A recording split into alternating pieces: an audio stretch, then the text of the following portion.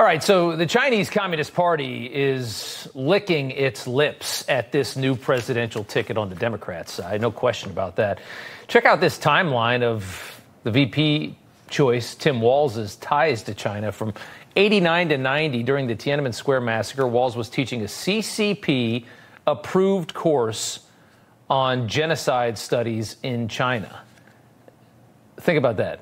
Approved by the Chinese communists. In 1994, Walz and his wife did a Tiananmen Square-themed honeymoon to celebrate the 5th anniversary of the Chinese massacre of freedom protesters at Tiananmen Square. And it was a massacre of people seeking freedom. And they put their honeymoon around that. From 1992 to 2003, about 10, 11 years, Walz made nearly, I should say, annual trips to China for about a decade, a little more than a decade. So he loves China, obviously. When Walz finished teaching in China, he was quoted as saying, "No matter how long I live, I'll never be treated that well again. They gave me more gifts than I could bring home." Wow. And as a lawmaker, those gifts really paid off. Take a look. Now, I happen to be and understand a little about China and lived in China and speak Chinese. I'm pretty friendly with China. Fostering cooperation amongst people in China and the United States on their own, understanding that these are the things that tie us together. I don't fall into the category that China necessarily needs to be an adversarial relationship. Gordon Chang is the author of The Coming Collapse of China. Seamus Bruner is the director of research at the Government Accountability Institute, looking at corruption. Gentlemen, good to see you both. Gordon, what is your read on Tim Walz? Tim Walz is very pro-CCP. It's not just pro-China. And we know this because you could not do exchange programs in China without the approval of the regime. And that's exactly what he did. But, you know, we've seen, for instance, he's come back. His recent comments about the First Amendment not protecting misinformation. You know, this is really serious stuff because that's what a communist would say. And the other thing then we look back is, yes, his defenders say that he said some good things on human rights, and he has. But the point is he's never imposed costs on China for what he's complained about. What he does propose is continued economic engagement with China, and that is music to the ears of the regime.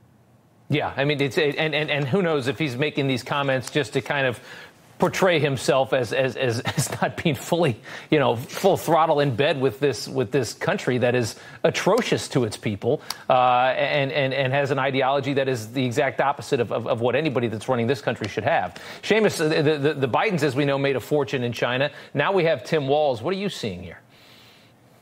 Yeah, well, Gordon's exactly right. And the Chinese Communist Party has an expression for this. It's called big help with a little bad mouth. So you're allowed to say a few bad things every once in a while about the CCP, as long as you're friendly towards them, as long as you don't call for, let's say, sanctions, as long as you bash Donald Trump for his so-called trade war with China. I found it shocking that when he was in Congress, Congressman Walz said that there's a moral equivalence between Wounded Knee and Tiananmen Square. He was talking about Tiananmen Square. He never calls it a massacre. And he says, yeah, well, you know, a country did something, but look at the United States. They had Wounded Knee 150 years ago, and it was 38 Native Americans. It's a terrible tragedy. We don't, you know, I mean, we're not going to defend Wounded Knee or anything.